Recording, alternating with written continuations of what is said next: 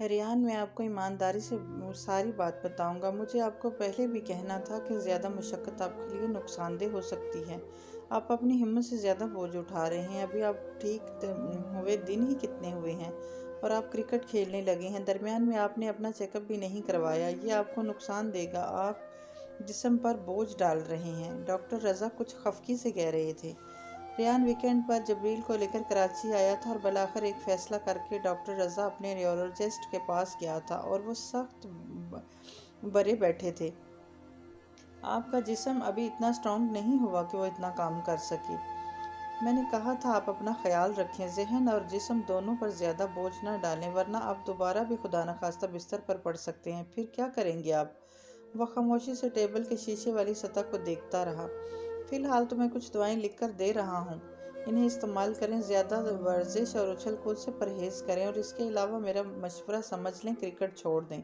ریان نے چونک کر سر اٹھایا اور بے یقینی سے انہیں دیکھا۔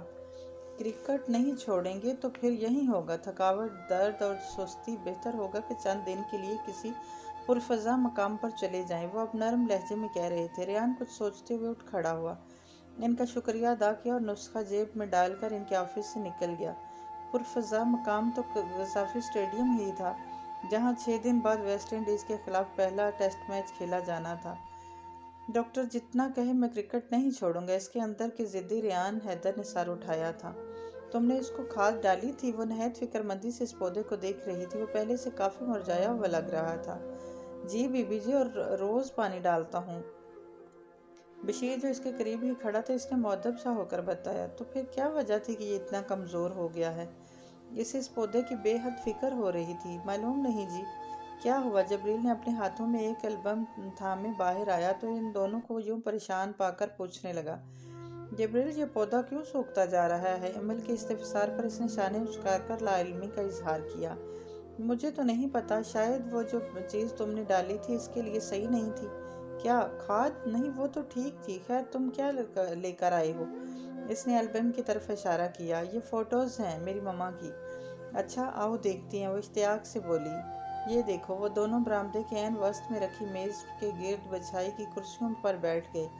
یہ میری ممی ہے۔ اس نے میرین کی ایک تصویر پر انگلی رکھ دی۔ ایمل نے کچھ حیرت سے اسے دیکھا۔ میرین کی آنکھوں میں ریان کی بے حد مشابہت تھی۔ نام کیا تھا تمہاری ممی کا؟ میری اینی آئر، اس نے بتایا۔ تمہاری ممی کرسچن تھی؟ اسے حیرت کا جھٹکا لگا۔ ہاں۔ اور ڈیڈی؟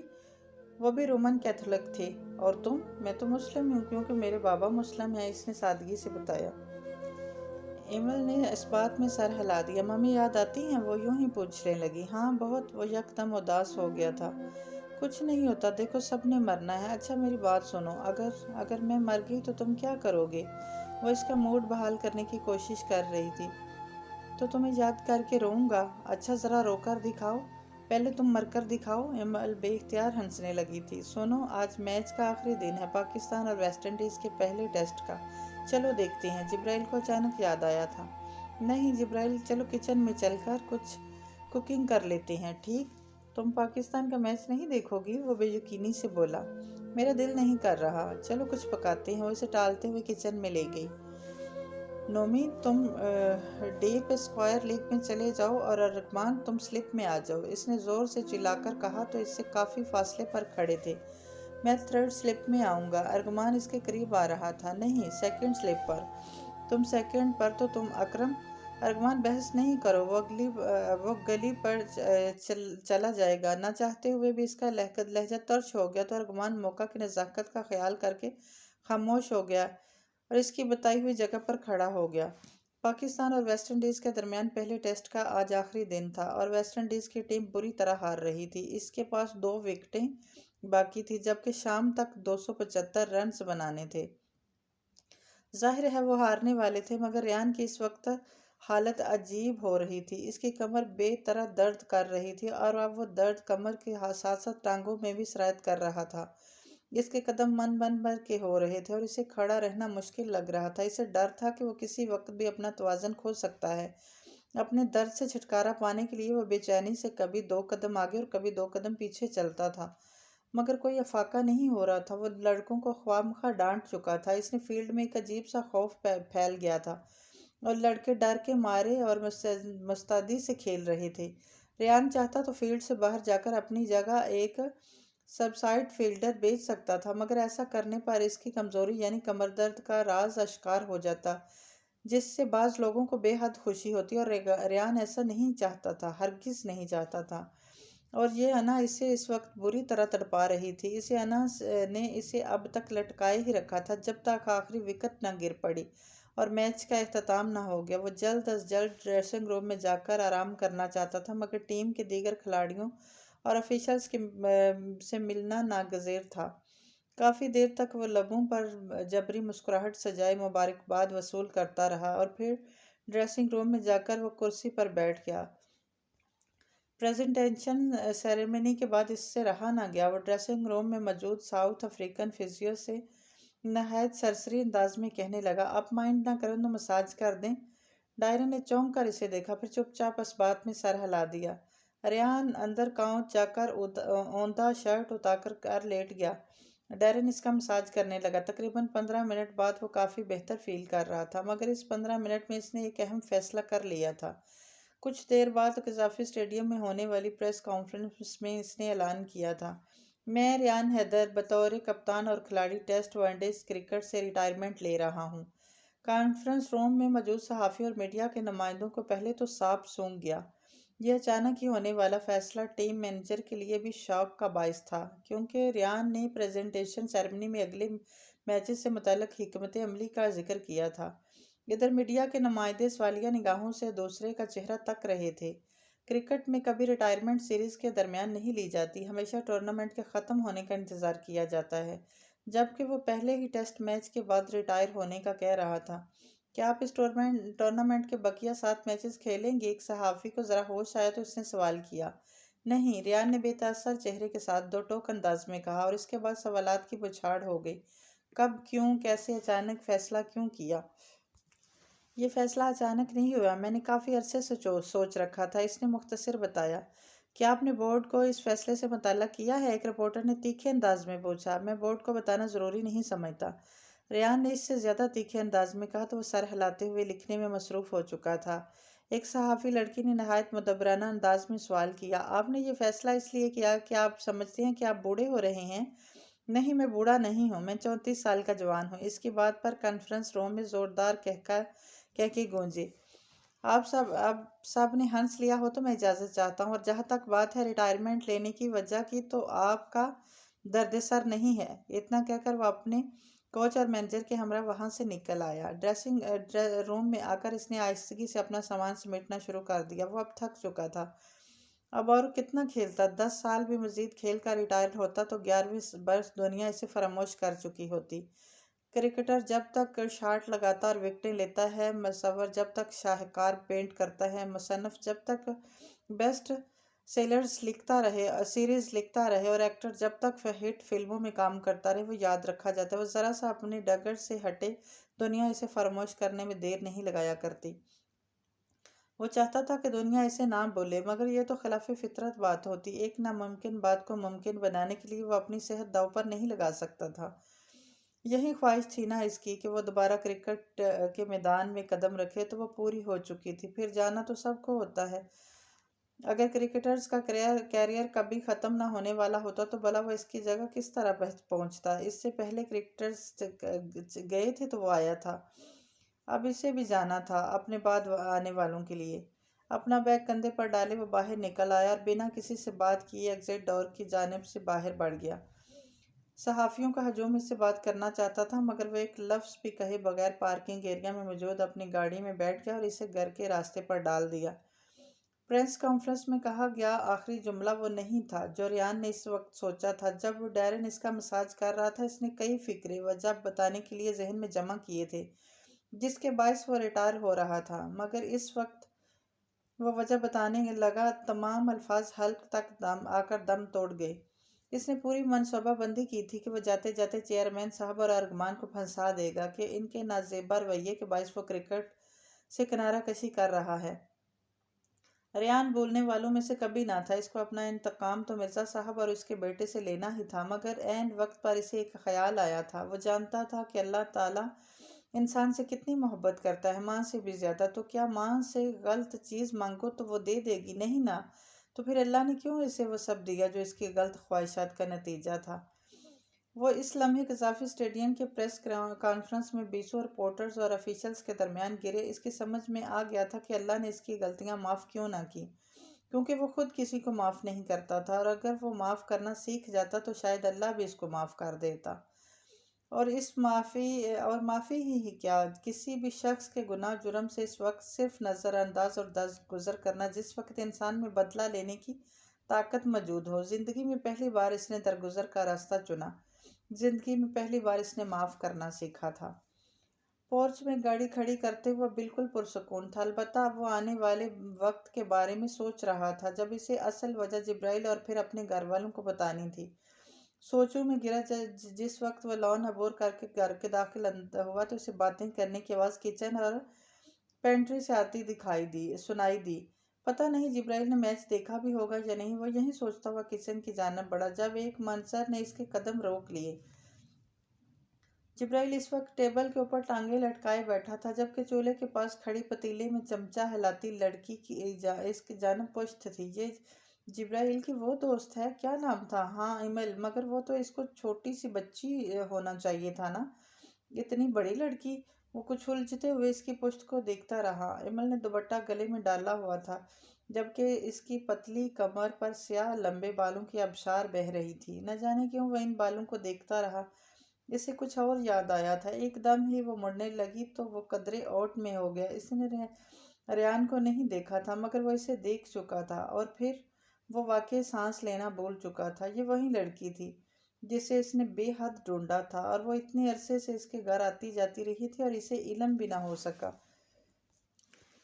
بدتمیزی نہیں، آج کل میں ذرا جلدی مائنڈ کرتی ہوں، وہ رعب جماتے ہوئے کہہ رہی تھی۔ تم مائنڈ کرتی ہو، مگر مائنڈ کرنے کے لیے تو مائنڈ چاہیے ہوتا ہے نا، جو کہ تمہارے پاس نہیں ہے۔ پھر کیا کسی سے ادھار لیا ہے؟ جبرائیل نے برجستہ کہا تھا۔ ریان الٹے قدموں اپنے کمرے میں چلا گیا۔ ابھی اسے اس بات کا یقین کرنا تھا کہ وہ واقعی اسے دیکھ چکا ہے، وہ بھی اپنے گھر میں۔ آپ کب آئے؟ میں نے گاڑی کی آواز ہی نہیں سنی۔ ایمل کے جانے کے بعد وہ فوراً ریان کے کمرے میں آیا تھا۔ اس کو پورچ میں اس کی گاڑی دیکھ کر حیرت ہوئی تھی۔ تم مصروف تھے اپنے فرینڈ کے ساتھ؟ وہ اس کے پاس ہی بیڈ پر بیٹھ گیا۔ آپ ایمل سے مل لیتے، ورنہ جب بھی وہ آتی ہے آپ نہیں ہوتے۔ پھر مل لوں گا، کل آئے گی نا؟ اس نے مسکراہٹ دباتے ہوئے پوچھا۔ اچھا ایک بات بتاؤ، تم نے اسے بتایا تو ضرور ہوگا کہ میں ریان حیدر کا بیٹا ہوں؟ وہ متجسس انداز میں پوچھنے لگے۔ نہیں، میں نے نہیں بتایا، اس نے نفی میں سر ہلایا۔ کیوں؟ میں نے سوچا یہ نہ کہے کہ میں شو مار رہا ہوں۔ میری کلاس میں ایک لڑکا شو مارتا ہے، مجھے سخت برا لگتا ہے وہ۔ اچھا ایک بات بتاؤ، وہ کرکٹ میچ دیکھتی ہے؟ کسی کے خیال کے تحت وہ پوچھنے لگا۔ نہیں، مطلب پاکستان کے نہیں دیکھتی، باقی ساری دنیا کے دیکھتی ہے۔ پتہ نہیں کیوں، اس نے لاپرواہی سے شانے اچکائے۔ مجھے پتا ہے، وہ زہرے لب بڑبڑایا، پھر سر جھٹک کر بولا۔ سنو، تم ایک کام کرو، اسے کل گھر بلا لو، مگر یہ نہ بتانا کہ میں ملنا چاہتا ہوں، رائٹ؟ پر آپ کیوں ملنا چاہتے ہیں؟ جبرائیل نے کچھ مشکوک نظروں سے اسے دیکھا۔ کیونکہ وہ تمہاری دوست ہے نا، اس نے ٹال دیا۔ یکدم فون کی گھنٹی نے اس کی سوچوں میں خلل ڈالا۔ اس نے چونک کر اپنے سیل فون کی اسکرین پر جگمگاتا نمبر دیکھا، پھر کال ریسیو کر لی۔ السلام علیکم ماما، وہ بشاشت سے بولا۔ ریان، یہ تم نے بغیر بتائے اچانک یہ کیوں کیا؟ وہ اسلام کو جواب دیے بغیر ہی شروع ہو گئی تھی، اور ان کے لہجے سے پریشانی ٹپک رہی تھی۔ کیا میں نے کیا کیا ہے؟ وہ حیرت سے پوچھنے لگا۔ تم نے ریٹائرمنٹ لے لی ہے رونی۔ اوہ اچھا، وہ ایمل کے بارے میں ذہن ایسا الجھا ہوا تھا کہ وہ یہ بات بھی بھول گیا تھا۔ وہ ماما میں بتا دینا، مگر اچانک ہی فیصلہ کیا تھا۔ وہیں تو بیٹا، کیوں فیصلہ کیا اچانک؟ خیریت تھی؟ وہ اس کے لیے فکر مند ہو رہی تھی۔ خیریت تو تھی ماما، اب میں کرکٹ نہیں کھیل سکتا، میرا جسم درد کرتا ہے۔ ڈاکٹر نے تو کہا تھا کہ میں ریٹائرمنٹ لے لوں، مگر میں ہی اڑا ہوا تھا، لیکن اب فیصلہ کر لیا ہے۔ تو تم نے مجھے بتایا کیوں نہیں کہ جسم درد کرتا ہے؟ چھوڑے ماما، وہ بس کھیلتے ہوئے درد کرتا ہے، وہ ٹالتے ہوئے بولا۔ اب کرکٹ چھوڑ دی؟ اب بالکل ٹھیک ہوں، آپ کراچی کی سنائیں۔ اس نے حسب معمول انہیں الجھا لیا تھا۔ وہ روز کی طرح آج بھی اس گھر آئی ہوئی تھی، مگر آج اس سے اس بات پر حیرانی ہوئی تھی کہ جبرائیل کے بابا کی کار پورچ میں کھڑی تھی۔ وہ سوچ رہی تھی کہ دروازے سے ہی پلٹ جائے، مگر جبرائیل اسے دیکھ چکا تھا، اس لیے اندر لا کر ہی چھوڑا۔ اور اس وقت وہ بیٹھے کارٹون دیکھ رہے تھے جب جبرائیل یکدم کھڑا ہو گیا اور اس کے پیچھے کسی کو دیکھ کر بولا، السلام علیکم بابا۔ وہ کرنٹ کھا کر اٹھ کھڑی ہوئی اور جلدی سے مڑی۔ السلام سلام اس کے لبوں تک ہی رہ گیا تھا۔ وہ بے یقینی سے اپنے سامنے کھڑے ریان حیدر کو دیکھ رہی تھی۔ اس کا منہ حیرت سے آدھا کھل چکا تھا، وہ آنکھیں بے یقینی سے پھٹی رہ گئی تھی۔ وہ کبھی جبرائیل کو دیکھتی تو کبھی ریان کو۔ اس کو سمجھ میں نہیں آیا تھا کہ وہ کیا کہے، کیا کرے۔ السلام علیکم، ریان نے سنجیدگی سے سلام کیا۔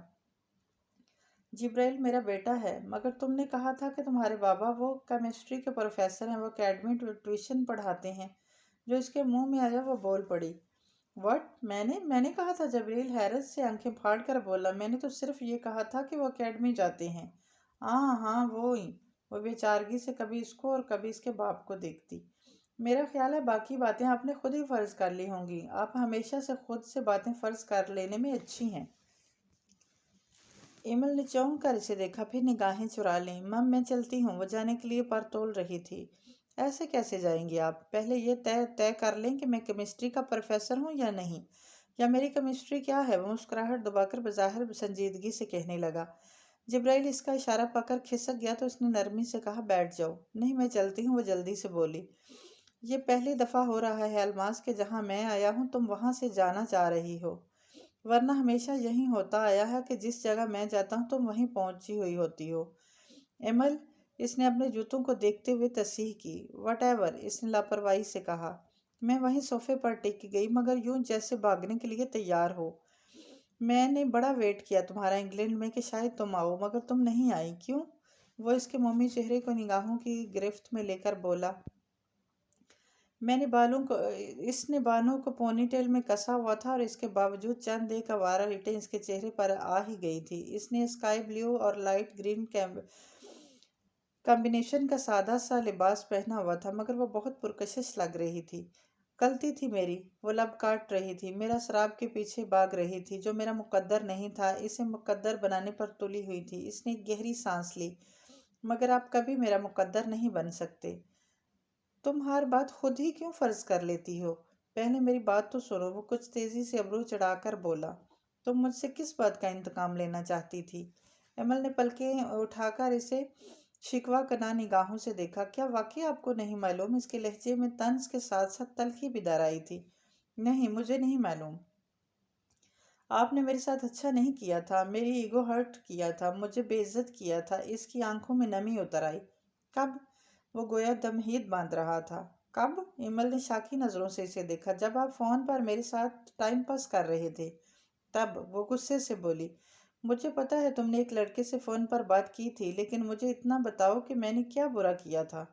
اس نے بے حد خفگی سے اسے دیکھا۔ کیا کسی کی عزت نفس مجروح کرنا اور دل دکھانا بری بات نہیں ہے؟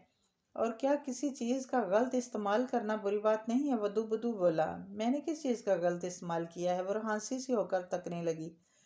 کیا تم نے فون کا غلط استعمال نہیں کیا؟ کیا تم نے مما کے اعتبار اور اعتماد کو ٹھیس نہیں پہنچائی؟ کیا تم نے دھوکہ نہیں دیا؟ تم سارا الزام مجھ پر کیوں ڈال رہی ہو؟ جو میں نے کیا وہ غلط تھا، اور جو غلط کا غلط نتیجہ تھا جو تم نے کیا۔ ایمل، جو کام ساری دنیا سے چھپ کر غلط طریقے سے کیے جائیں اس کا رزلٹ بھی غلط آتا ہے۔ جس چیز کی بنیاد ہی کسی کے اعتماد کو ٹھیس پہنچا کر رکھی جائے وہ کیسے پایا تک میل تک پہنچے گی؟ کیا تم نے کبھی یہ سوچا؟ وہ جرا کر رہا تھا، مگر اس کا لہجہ بے حد نرم تھا۔ وہ بے اختیار لب کاٹنے لگی۔ وہ ٹھیک کہہ رہا تھا، وہ جانتی تھی۔ اور تم صرف میرے عمل کو غلط اور برا کیوں کہہ رہی ہو؟ کیا ساری لڑکیاں اتنی بے وقوف ہوتی ہیں کہ فون پر کسی لڑکے سے جس کا ان سے کوئی تعلق نہیں ہوتا بات کرنے سے ہی محبت میں مبتلا ہو جاتی ہیں؟ کیا ساری لڑکیاں اتنی ہی بے وقوف اور کم عقل ہوتی ہیں کہ وہ لڑکوں کی نیچر کو نہیں سمجھ پاتی؟ فون یا انٹرنیٹ پر لڑکیوں کے ساتھ ٹائم پاس کرنا تو لڑکوں کی ہابی ہوا کرتی ہے۔ پھر لڑکیاں کیوں جذباتی ہو جاتی ہیں؟ کیوں لڑکوں سے امیدیں وابستہ کر لیتی ہیں؟ کیوں یہ سمجھنے لگتی ہیں کہ لڑکے ان کی طرح بے وقوف اور اسٹوپڈ ہیں، جو محض ان کی آوازوں سے ہی عشق میں مبتلا ہو جائیں گے؟ جب کوئی لڑکی جذباتی ہو جاتی ہے تو لڑکے اسے ایسے ہی چھوڑ دیا کرتے ہیں جیسے میں نے چھوڑا۔ مگر ایمانداری سے بتاؤ، کیا میں نے تم سے فلرٹ کرنے کی کوشش کی تھی یا محض دوستی کرنے کی؟ صرف دوستی کی تھی نا میں نے۔ اور پھر اس طرح پیچھا چھڑایا جس طرح سب کرتے ہیں۔ سب لڑکیوں کو پتہ ہوتا ہے ان باتوں کا بھی، پھر بھی پتہ نہیں کیوں وہ جذبات میں اندھی ہو جاتی ہیں۔ مجھے تو نہیں پتہ تھا، میں نے تو کبھی کسی سے اس طرح بات نہیں کی تھی، صرف آپ سے کی تھی۔ اور وہ آگے کچھ نہ کہہ سکی، اس کی آواز بھیگ چکی تھی۔ وہ سر جھکائے انگلیاں چٹکھاتی رہی۔ کیوں کی تھی؟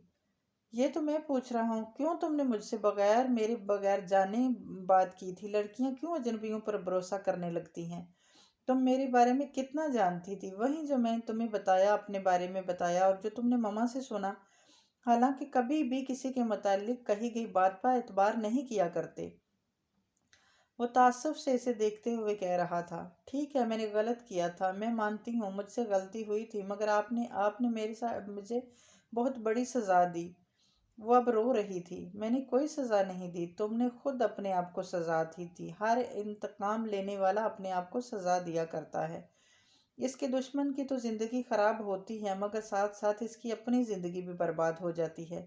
کبھی انتقام لے کر دل کو خوشی نہیں ہوا کرتی۔ کیا تمہارا دل خوش ہوا تھا جب تمہاری بددعاؤں نے میرا نیم مردہ حالت میں پہنچا دیا تھا؟ وہ نفی میں سر ہلاتے ہوئے ہچکیوں سے رو رہی تھی۔ وہ کچھ کہنا چاہتی تھی مگر آنسو اسے بولنے نہیں دے رہے تھے۔ اس نے اپنا چہرہ دونوں ہاتھوں سے چھپا لیا اور پھوٹ پھوٹ کر رونے لگی۔ ریان خاموش ہو گیا۔ اسے بے حد دکھ ہوا تھا۔ وہ اپنی جگہ سے کھڑا ہوا اور اس کے قریب جا کر اس کے بالکل سامنے دوزانوں بیٹھ گیا اور دھیرے سے اس کے مرمری ہاتھ چہرے سے ہٹائے۔ ادھر دیکھو میری طرف۔ وہ اس کی سرخ ہوتی آنکھوں اور آنسوؤں سے تر چہرہ دیکھتے ہوئے نرمی سے اور ملائمت سے بولا، اب رو کیوں رہی ہو؟ رونے سے پچھلا وقت واپس آ جایا کرتا ہے کیا؟ اس نے نرفی میں سر ہلا دیا۔ میں جانتا ہوں میں نے غلط کیا، مگر قصور تو ہم دونوں کا ہے نا، پھر میں تو نہیں رو رہا۔ وہ اس کے ہاتھ تھامے دھیرے دھیرے کہہ رہا تھا، لیکن آپ اس روز روئے تھے جب میں ہاسپٹل۔ وہ ایک دفعہ پھر رونے لگی تھی۔ امل دیکھو، تمہارا اس میں کوئی قصور نہیں ہے۔ میں نے یہ تو نہیں کہا کہ مجھے تمہاری بددعائیں لگی ہیں، وہ تو میری قسمت تھی، اس نے سمجھانے والے انداز میں کہا۔ وہ روتے روتے رک گئی۔ لیکن ابھی تو آپ نے کہا تھا۔ بکواس کی تھی میں نے، وہ زچ ہو کر بولا۔ وہ اسی طرح اسے دیکھتی رہی۔ پھر اسے احساس ہوا کہ اس کے ہاتھ ریان کے ہاتھوں میں ہے۔ کچھ جھجک کر اس نے اپنے ہاتھ نکالنے چاہے، مگر اس کی مضبوط گرفت کے باعث وہ ناکام ہو گئی۔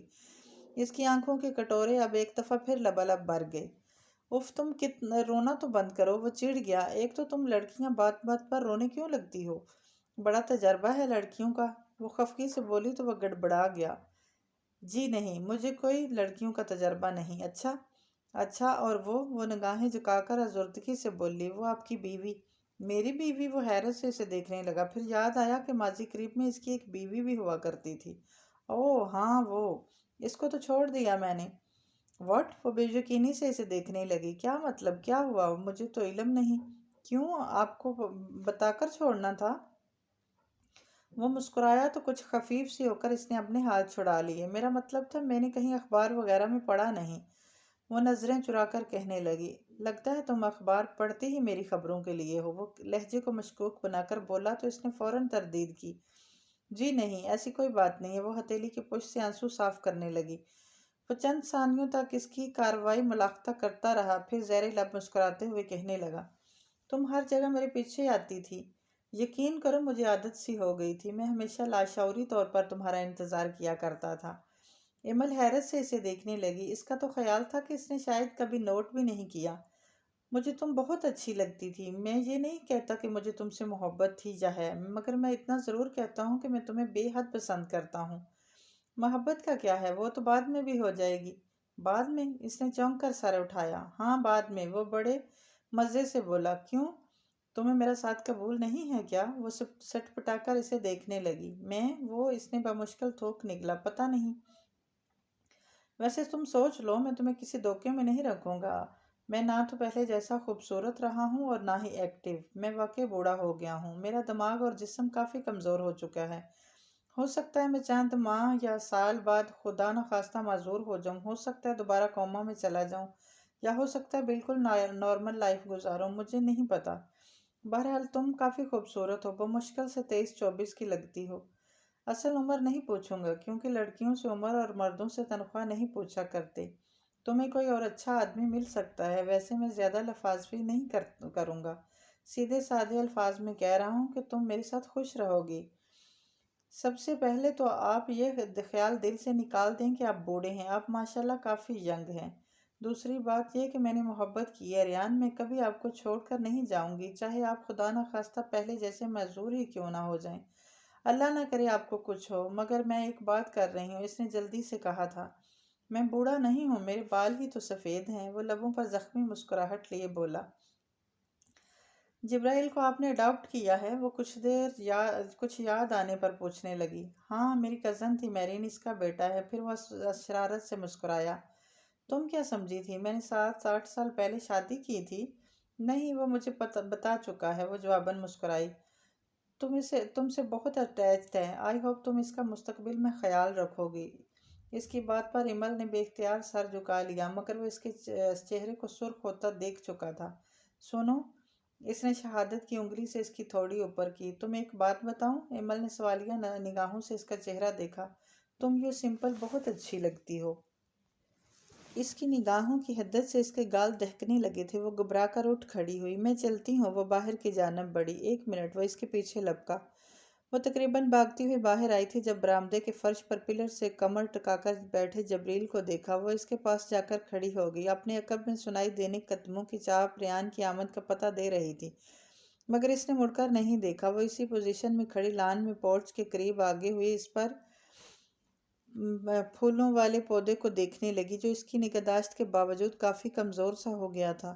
کر لیں آپ لوگوں نے باتیں؟ جبریل کافی دیر تنہا بیٹھنے پر ناراض سا لگ رہا تھا، اس لیے ریان کے آتے ہی اس سے پوچھا، اب مجھے بھی اس کی سمری بتائیں۔ وہ تم اپنی فرینڈ سے پوچھ لو۔ ریان اپنی جان چھڑا کر پورچ میں کھڑی گاڑی سے کمر ٹکا کر کھڑا ہو گیا۔ ایمل نے ایک نگاہ اس پر ڈالی۔ یہ وہ شخص تھا جس کے پیچھے وہ عرصے تک بھاگی تھی، اور وہ اسے نہیں مل سکا تھا، اور اب اتنے عرصے بعد ملا بھی تو اس طرح جس کا گمان بھی اس کے ذہن میں نہ تھا۔ سفر طویل تھا مگر کٹ گیا تھا، منزل قریب آ چکی تھی۔ اب ماضی کی نادانیوں پر رنج کرنے کا نہیں، مستقبل کو بہتر بنانے کا وقت تھا۔ اس نے ایک دفعہ پھر ریان کو دیکھا، وہ کسی سوچ میں گم اس پودے کو نگاہوں کا محور بنائے ہوئے تھا۔ شاید اس کو بھی اس پودے کے یوں مرجا جانے کا افسوس ہے، اس نے دل میں سوچا تھا۔ یہ بڑا ہی سخت جان پودا ہے۔